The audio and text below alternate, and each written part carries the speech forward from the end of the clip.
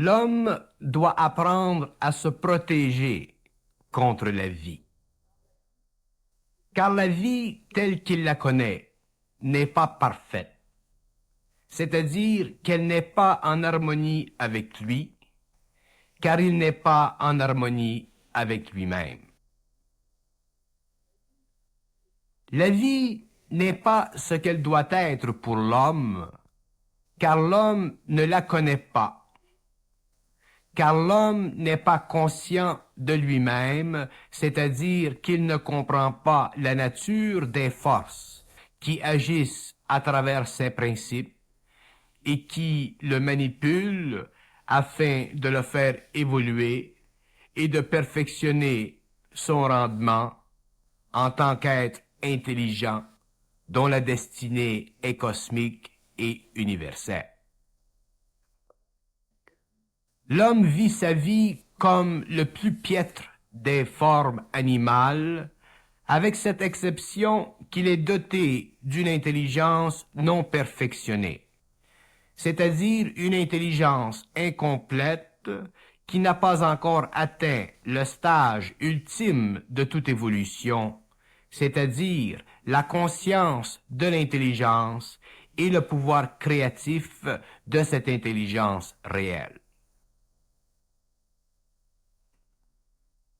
Démuni du pouvoir créatif de son intelligence réelle, l'homme est obligé de subir la vie et de se servir de sa mémoire qui n'est autre chose que la réflexion instantanée dans son mental d'une expérience antérieure qui lui sert de mécanisme intelligent afin qu'il puisse continuer à perfectionner sa vie matérielle dans le but subjectif de vivre sa vie de la meilleure façon qu'il puisse la concevoir, avec les outils déjà façonnés par l'expérience, c'est-à-dire par le passé.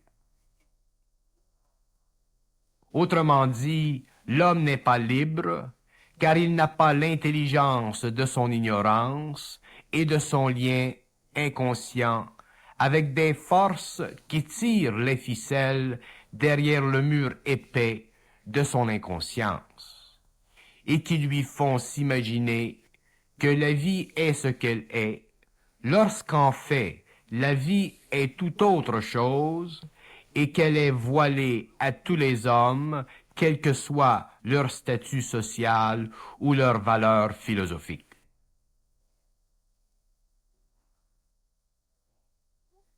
La vie s'est toujours jouée de l'homme, car il n'a jamais été dans le secret de son intelligence, et pour cette raison n'a jamais réalisé que la vie terrestre n'est que l'antichambre de la vie, et que la vie réelle ne peut être perçue que par l'évolution de l'intelligence humaine au-dessus des voiles qui cachent sa vision du pouvoir de l'intelligence en lui, intelligence qui ne peut être assujettie, mais qui assujettit tout ce qui n'est pas en harmonie avec elle.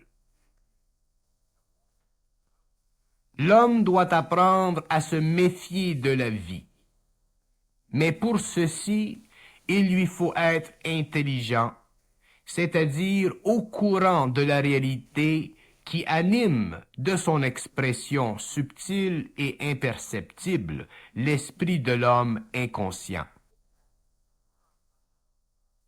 La vie n'est pas en elle-même anti-homme, mais elle est anti-égo, c'est-à-dire que tant que l'homme ne l'a pas réalisé, qu'il n'a pas communiqué avec l'intelligence réelle de la vie, il ne peut comprendre le prédicament qu'il vit et ne peut réaliser que ce prédicament n'est pas naturel ni bon pour lui que dans la mesure où il doit évoluer pour le reconnaître. L'existence, c'est-à-dire la vie inconsciente de l'homme, trouble sa relation avec l'universel. car l'homme n'est pas capable d'agir en fonction de l'universel, de sorte que sa vie inconsciente ou son existence ne lui rapporte rien qui soit permanent. Et le fait que l'homme ne puisse vivre sa vie et ne s'octroyer que ce qui est impermanent, ternit éventuellement son existence et le mène à la mort certaine, car la mort de l'homme est la fin de ce cycle qui a permis aux forces de vie de le faire un peu progresser sur le plan mental et émotif, afin qu'un jour elles puissent fusionner avec lui et le rendre immortel, c'est-à-dire incapable de perdre conscience de son identité.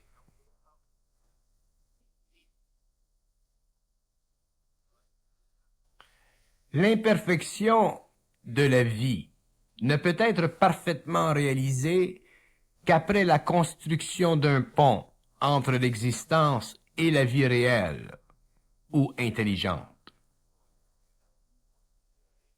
La vie est imparfaite car elle est l'expression de l'incapacité créative de l'homme.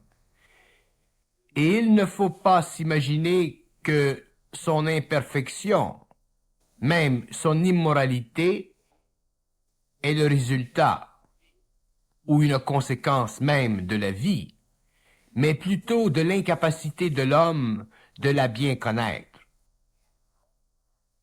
Ne la connaissant pas dans son intelligence intuitive, l'homme devient immoral, et comme la vie coule en lui, elle aussi devient entachée à travers lui de cette immoralité, de cette imperfection. Ce n'est pas la vie qui est immorale, c'est l'homme qui la contamine de ses pensées ignorantes et de ses passions sombres qui voilent la clarté de son intelligence et lui empêchent de voir et de vivre la vie comme elle doit être vécue, c'est-à-dire créativement et en puissance. L'homme protégé de la vie, il doit apprendre ses lois, sinon il est voué à son immoralité, à sa décadence, à sa menace contre l'homme, et ceci est un fait de la vie. La vie n'est pas ce que l'homme croit. La vie est beaucoup plus l'intervention chez l'homme de forces intelligentes qui peuvent être créatives ou destructives, selon leur rapport naturel avec l'homme, c'est-à-dire selon son niveau d'évolution et d'intelligence. Car l'homme, le terrestre, n'a pas toujours été sur le plan matériel de la terre.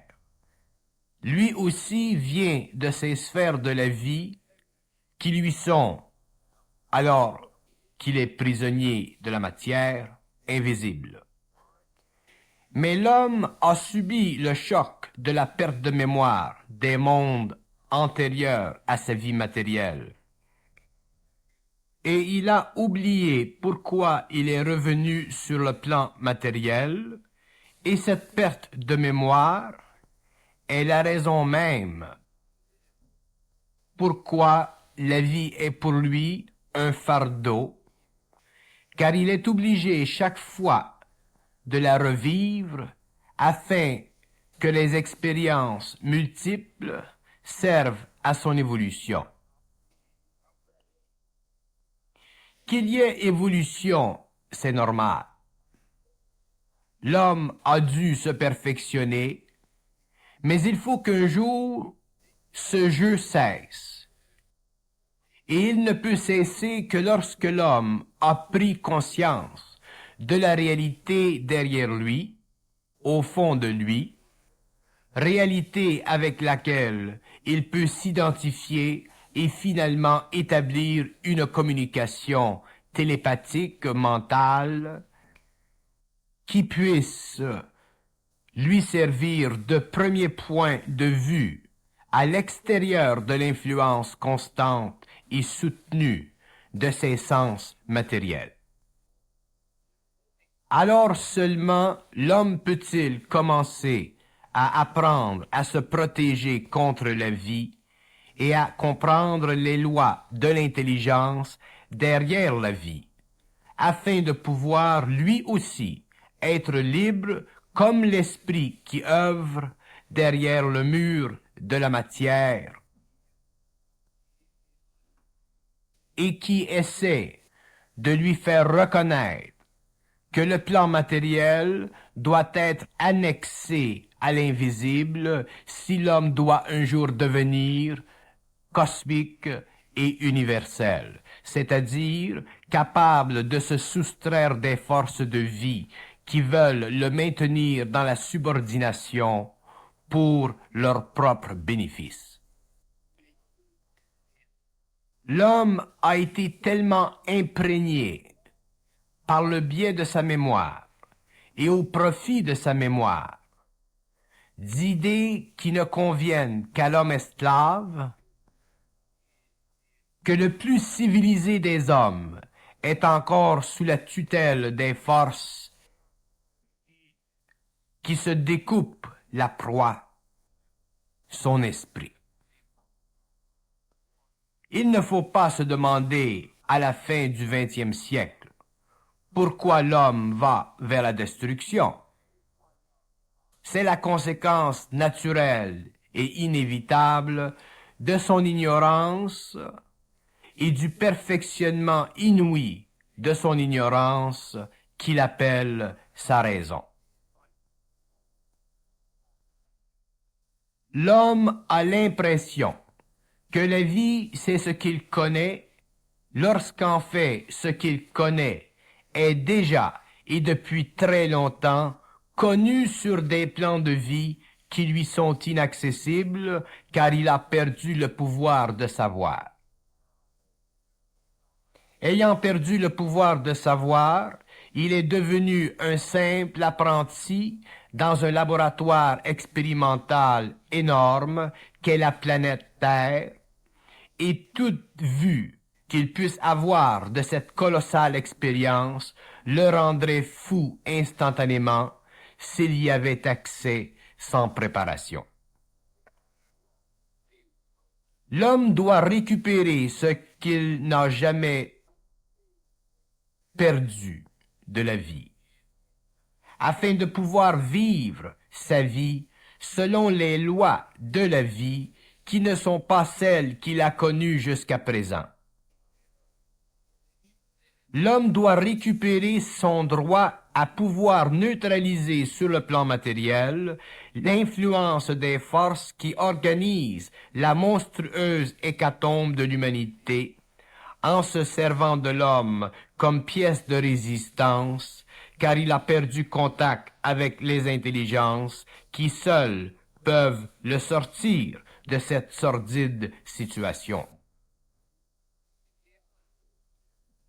Le fardeau psychologique de la vie sur les épaules de l'homme devient de plus en plus insupportable pour la frêle structure psychique de l'individu inconscient, voué à l'écrasante prédominance des forces qui se servent de toute une humanité pour empêcher qu'un seul homme puisse découvrir sa réelle identité, qui est la clé à son passage vers les plans parallèles de son esprit. Jamais il n'a été aussi évident à l'homme que la vie telle qu'il la connaît n'a pas de sens, c'est-à-dire d'essence. Et effectivement, elle n'a pas d'essence, c'est pourquoi elle doit être totalement et de fond en comble revécue. Et ceci ne peut être réalisé que sur le plan individuel et non sur le plan collectif, comme elle le fut par les siècles passés. L'individu ne comprendra jamais ni par les philosophies ou les métaphysiques les plus avancées, que la vie est une manipulation du corps astral et du mental inférieur de l'homme par des forces anti-hommes. Cette compréhension ne peut lui venir que s'il a le courage de supporter psychologiquement le poids énorme du contact télépathique avec les sphères de l'intelligence universelle, qui cherchent sans arrêt, et depuis l'avènement de l'homme sur le globe matériel, à l'arracher aux lois de la forme et de l'ignorance. L'ignorance, telle qu'envisagée ici, n'a rien à faire avec l'expérience sensorielle de l'homme ou sa mémoire très développée. Au contraire, l'ignorance prend racine là où l'homme perd contact avec les instantanéités universelles de la communication télépathique entre lui-même et la conscience atomique qui est le médium universel de toute connaissance, où tout se rejoint dans un parfait accord et que l'homme peut découvrir dès qu'il cesse de fonctionner comme un être de raison, et qu'il commence à vivre comme un être à qui l'intelligence universelle peut être livrée, s'il est prêt à mettre de côté les conceptions qu'il a de la vie et de lui-même. L'homme doit se protéger contre la vie, car la vie morte qu'il connaît est une fabrication de toutes pièces, c'est-à-dire qu'elle est la mesure mentale et émotive de sa naïveté vis-à-vis les forces qui influent sur l'humanité et déchirent constamment l'individu. Il ne faut pas que l'homme perde la moindre conscience pour réaliser sa conscience, car la moindre perte de conscience le lie à la vie telle qu'il la connaît, et il en souffre selon sa naïveté. La naïveté de l'homme déborde du vase plein de sa raison. L'homme est tellement étouffé par la vie qu'il n'a plus suffisamment de souffle pour s'en extirper, pour s'en libérer, pour détruire à jamais les conditions qui ont fait de lui un prisonnier récidive. L'univers est un gouvernement, et tout dans l'univers est géré, contrôlé, et l'homme sur le plan matériel continue à vivre subjectivement cette loi, cette réalité.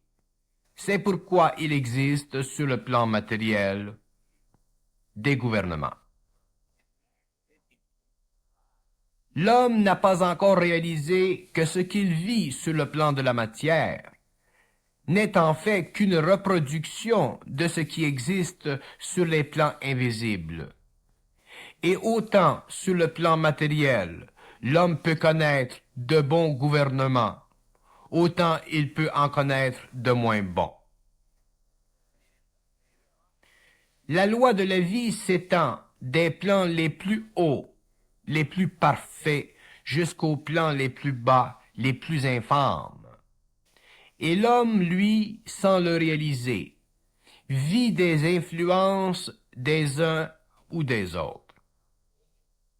Voilà pourquoi il lui sera de plus en plus évident au cours des siècles et nécessaire, au fur et à mesure qu'il s'élèvera en intelligence, de réaliser avec quel gouvernement dans l'invisible trafique l'homme.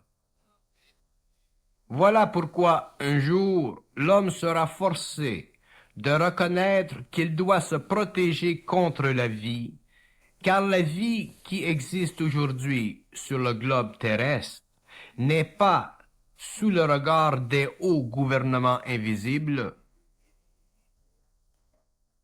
mais sous l'influence de gouvernements de basse évolution, de basse vibration, parce que l'homme n'est pas suffisamment intelligent pour en comprendre la différence et en saisir la réalité. Ce que vous appelez le mal. C'est pourquoi l'homme découvrira les secrets de la vie dès qu'il aura commencé à communiquer télépathiquement avec ses gouvernements de haute vibration, afin de réaliser s'il est en contact avec l'intelligence réelle ou la domination. Le sort de l'homme est dans les mains de l'homme, car l'homme doit lui-même s'éveiller à l'intelligence. Nul ne peut le faire pour lui. L'homme n'apprendra à se protéger de la vie que lorsqu'il connaîtra les forces qui agissent en lui, qu'il les connaîtra bien, qu'il les connaîtra bien et qu'il les connaîtra bien. Ces forces qui se servent de lui pour le bien ou pour la destruction. À partir de ce moment, son intelligence grandira et il s'éveillera à une réalité qui va au-delà des plus grandes espérances de l'humanité. L'homme est sur le point de découvrir le secret de la vie et de la matière. Lorsque cette découverte sera réalisée, l'humanité sera bombardée par des forces tellement puissantes qu'un petit nombre d'hommes sur la planète réussiront à se frayer un chemin à travers la terreur qui y régnera, et ce petit nombre viendra de tous les coins du monde et contribuera à la reconstruction de la civilisation détruite par l'homme pour le bénéfice de gouvernements invisibles qui ont toujours opté pour son esclavage en lui faisant croire au pouvoir de la raison. Ce sera la fin du cycle et un autre commencera, et la guerre ne sera plus, car l'homme ne sera plus contrôlé par des forces qui sont essentiellement anti-hommes. Ce sera l'âge d'or, promis par ceux qui ont vu dans l'avenir, mais qui n'ont pas vécu pour le connaître. L'homme doit se protéger contre la vie, car la vie de la terre est une vie astrale et non une vie mentale, c'est-à-dire qu'elle est mesurée à l'échelle de la passion et non à l'échelle de l'intelligence réelle. L'homme qui naîtra et connaîtra les temps qui suivront la fin du cycle sera muni de pouvoirs psychiques qui feront de sa civilisation une super civilisation. Et cette civilisation s'étendra aux quatre coins de la terre, non pas par influence et pression politique, mais à cause de la grande et belle intelligence de ceux qui en porteront la bannière, et aucune force terrestre ou invisible anti-homme ne pourra la retarder, car elle sera dominée par l'intelligence et la science de l'esprit. Pour que l'homme apprenne à se protéger contre la vie, il doit comprendre la loi des illusions qui régit son intellect et son corps émotionnel et réaliser que c'est à travers son émotionnel que cette loi s'applique, car son émotionnel est la frontière de sa sécurité existentielle. Dès que l'homme se sécurise par les motifs, il perd son droit à l'intelligence réelle et ne parvient pas à se protéger contre la vie, car son intelligence réelle ne parvient pas à traverser les couches épaisses et brumeuses de la conscience astrale. Les expériences modernes de la photographie kirliane commencent à pointer vers la réalité énergétique des forces vitales de l'homme. Et le jour viendra où la science sera convaincue de la réalité énergétique du corps astral et du corps mental humain. L'intelligence étant elle aussi une énergie de très haute vibration, ne peut passer et se manifester avec clarté tant que l'homme n'a pas compris le jeu de ses émotions. Voilà pourquoi il est si difficile à l'homme de se protéger contre la vie.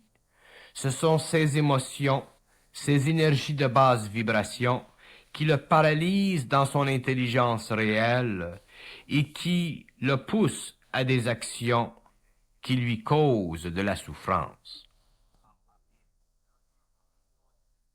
L'homme ne comprend pas encore que la vie terrestre et que la conscience humaine est une conscience expérimentale et que l'individu est exploité pour le bénéfice de forces intelligentes qui œuvrent de l'autre côté de la matière. L'homme se refuse, par orgueil ou par crainte, de voir les choses telles qu'elles sont, et il est le seul à n'en payer le prix. C'est cela de l'ignorance. Et nul ne peut rien pour lui, car on ne peut forcer un cheval à boire l'eau de la rivière. L'homme est partiellement envoûté, mais jamais il ne l'admettra ou le réalisera, à moins que l'envoûtement s'intensifie jusqu'à n'en perdre raison. Heureusement qu'il y a des forces supérieures qui veillent sur lui, car il finirait par se détruire. Mais un jour, il doit apprendre à communiquer télépathiquement et parfaitement avec ses grandes intelligences. Et c'est alors qu'il comprendra comment se protéger contre la vie, dont il est aujourd'hui l'esclave, afin d'en être demain le maître. C'est le corps émotionnel de l'homme qui lui donne l'impression d'être un agent libre sur le plan matériel, car ce principe en lui colore ses pensées, de sorte qu'il ne pense jamais une pensée objective et réelle, mais constamment des pensées subjectives et illusoires. De là son incapacité de se protéger contre la vie. Si l'homme pensait des pensées objectives et réelles, il verrait bien qu'elles lui sont communiquées par télépathie à partir des hautes sphères de l'intelligence universelle. Il ne pourrait alors souffrir de la vie, car il la comprendrait instantanément. Il serait forcé par son intelligence réelle d'ajuster ses actions, afin qu'elles coïncident avec son bien-être intérieur et extérieur. Il serait bien, alors, dans la vie, et la vie serait bien en lui, de sorte qu'il ne serait pas atteint par la maladie, le fléau séculaire de l'humanité. Se protéger contre la vie n'est pas un art, mais une science de l'esprit. Science dans ce sens que l'intelligence pure permet à l'homme d'ajuster sa psychologie personnelle afin que ni ses émotions ni son intellect fassent interférence avec son jugement, afin que sa vie soit le plus équilibrée possible.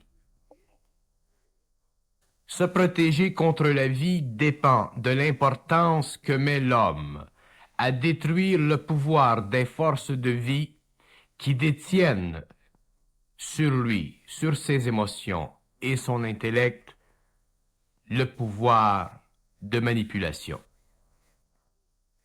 La vie n'est pas ce qu'elle peut et doit être pour l'homme. C'est pourquoi d'ailleurs nous parlons d'existence au lieu de vie. La différence entre les deux est fondamentale, dans ce sens que l'homme inconscient subit les forces de vie et l'homme conscient les contraint à travailler pour lui. L'homme inconscient ne peut pas comprendre qu'il doit contraindre les forces de vie, car il n'a pas pris conscience de leur pouvoir sur lui. Voilà d'ailleurs pourquoi il ne peut pas évoluer. Se protéger contre la vie se fait inconsciemment par l'homme à travers son matérialisme. Mais cette protection est illusoire, et l'histoire le prouve. Mais l'homme conscient se protège contre la vie dans un sens différent. Sa protection vient du fait qu'il réalise les embûches et s'organise pour qu'elles s'éliminent, jusqu'au jour où son intelligence est suffisamment grande et aiguisée pour que les embûches ne puissent plus l'atteindre. Alors il est bien dans sa peau, car il a tout ce qu'il a de besoin pour bien vivre sa vie. Mais se protéger contre la vie est un processus graduel qui se perfectionne au fur et à mesure que l'on réalise nos propres illusions face à face aux événements. Tant que l'homme conscient n'a pas éprouvé son intelligence contre l'intention de l'intelligence en lui, il ne voit pas clair et il doit s'acheminer de plus en plus vers une intelligence précise. L'intelligence de la vie est une science de l'esprit, et cette science, ce savoir, ne peut être inculqué. Il ne peut être que développé une fois que l'on a les outils nécessaires, c'est-à-dire une instruction suffisante pour nous permettre de commencer à tout changer notre ameublement intérieur. Mais l'homme est inerte au changement de vie intérieure, car il sait très bien que cela bouscule. Évidemment, si l'on ne veut pas être bousculé, il faut se tenir loin de ceux qui bousculent réellement. Car dès qu'une personne est bousculée réellement, elle commence à cesser d'être ce qu'elle était auparavant, jusqu'au moment où elle voit le bousculement comme une nécessité au lieu d'un mal qui éprouve l'émotif et le mental. L'âme de l'homme est forte et détient sur lui tous les pouvoirs, même celui de la mort. Pour que cette situation change, il faut que l'homme prenne en main sa vie au lieu de la vivre simplement et philosophiquement au fil des années. L'âme n'a rien fait pour l'homme excepté lui faire ressentir l'énergie de son expérience passée. Mais l'homme réel ne vit plus du passé. Il vit en fonction de demain, présentement. Le présent dans la vie de l'homme est la coïncidence du passé et du futur, et cette coïncidence doit lui permettre de construire son avenir tel que le voit son intelligence. Se protéger contre la vie semble être une façon impie de parler ainsi de la vie. Mais en fait, c'est la seule, car la vie elle-même doit être perfectionnée, et elle ne peut être perfectionnée si l'homme ne déchire pas le voile qui lui cache le fait que la vie inconsciente ne peut lui fournir tout le matériel nécessaire. C'est un mythe. La vie ne fournit que le caractère.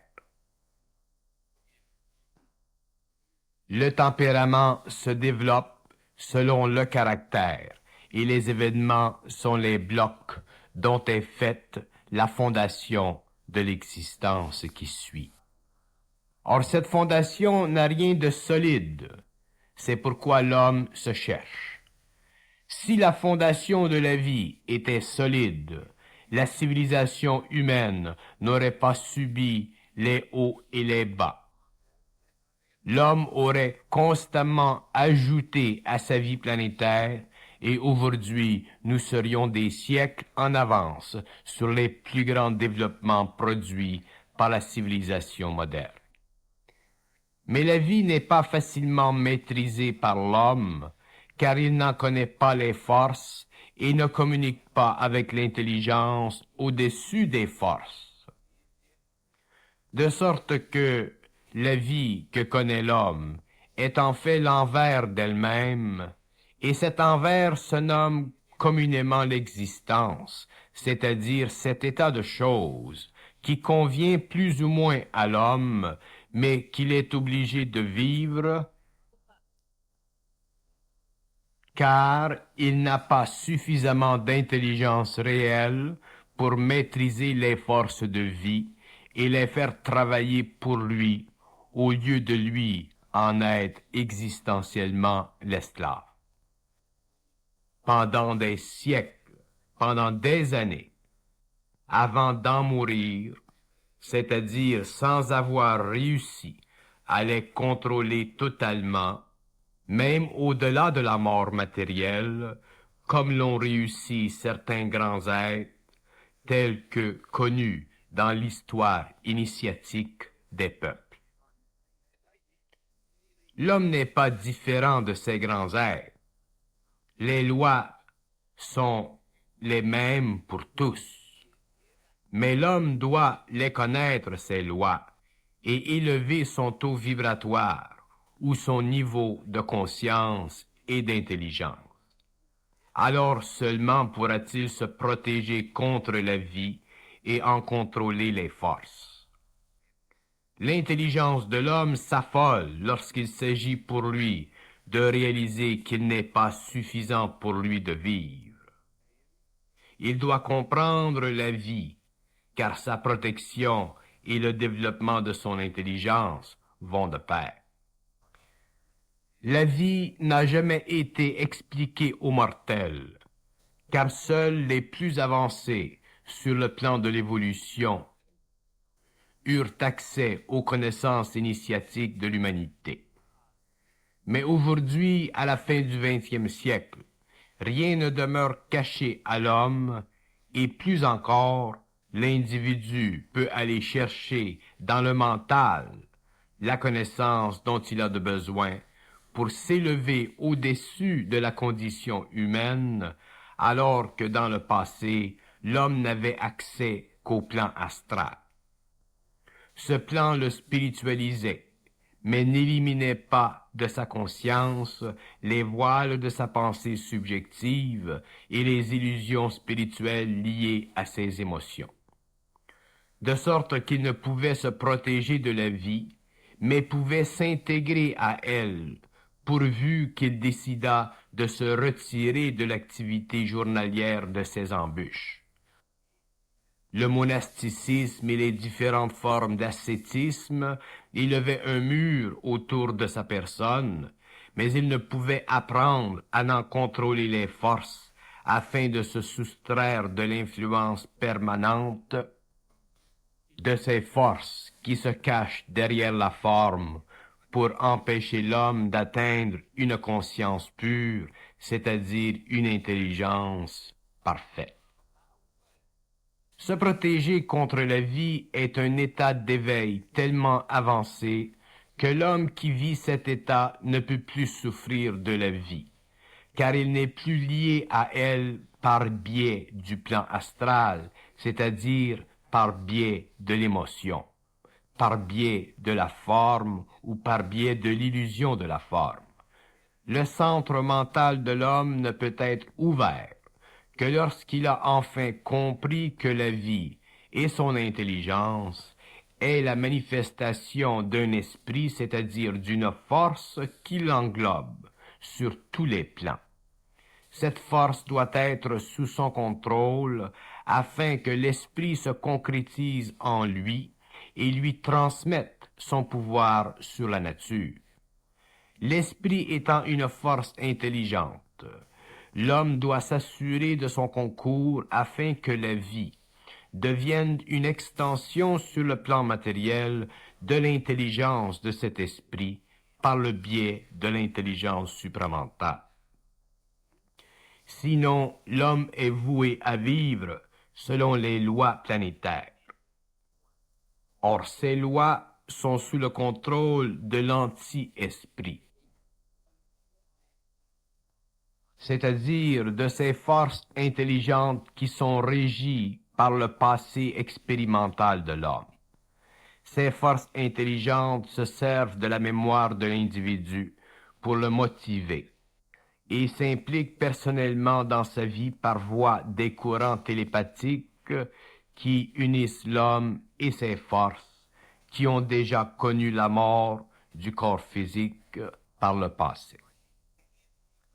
Or, l'homme ne peut contrôler les forces intelligentes qui puisent leur énergie dans l'homme tant qu'il ne réalise pas qu'il lui faut se protéger contre la vie, car la vie telle qu'il la connaît n'est pas sous le contrôle de l'intelligence pure. Cette condition doit être altérée si l'homme doit vivre sa vie réellement et en dépasser les limites psychologiques et matérielles qui font de lui un être incomplet et inférieur à son intelligence réelle et à son potentiel réel. L'homme a une conception tellement faussée de la vie que lorsqu'il commence à comprendre, il est surpris de voir qu'il a passé des années dans un état d'innocence tellement primitif que son portfolio de connaissances intellectuelles s'évapore à la lueur d'une intelligence qui n'est plus sous le contrôle subjectif de ses pensées astralisées.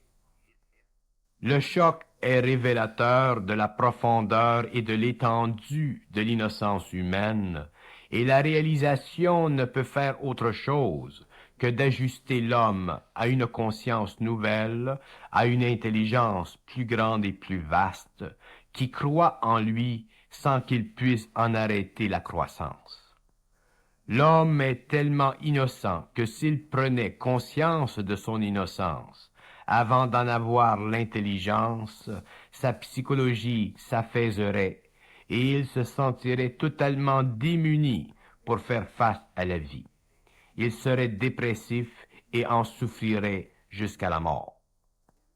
Se protéger contre la vie est une question de vie et de mort pour tout être qui s'achemine vers l'intelligence supramentale. L'homme est un porteur de lumière, c'est-à-dire qu'il possède en lui le pouvoir de l'intelligence réelle. Mais pour s'en servir, il doit laisser derrière lui l'impression qu'il a de la façon dont il vit pour en épouser une autre qui n'est pas sous son contrôle émotif et intellectuel. Les forces de vie subjuguent l'homme dans le but d'extraire de son expérience le plus de mémoire possible afin de pouvoir le contrôler de plus en plus, car c'est ainsi qu'il développe l'ego subjectif. Mais l'ego subjectif de l'homme nuit à sa liberté, car il ne peut être assuré d'une intelligence réelle qui seul peut lui octroyer cette liberté, qui est caractéristique de son pouvoir sur les intelligences inférieures de vie, qui le condamne à une vie sans résonance vibratoire.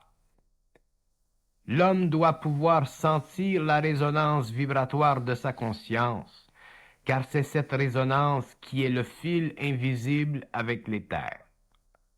Plus cette résonance, cette vibration de conscience en lui se fait sentir, plus il augmente son pouvoir d'intelligence et de vie réelle. L'homme doit s'accomplir par lui-même et non pas par le biais des influences de l'esprit inférieur en lui.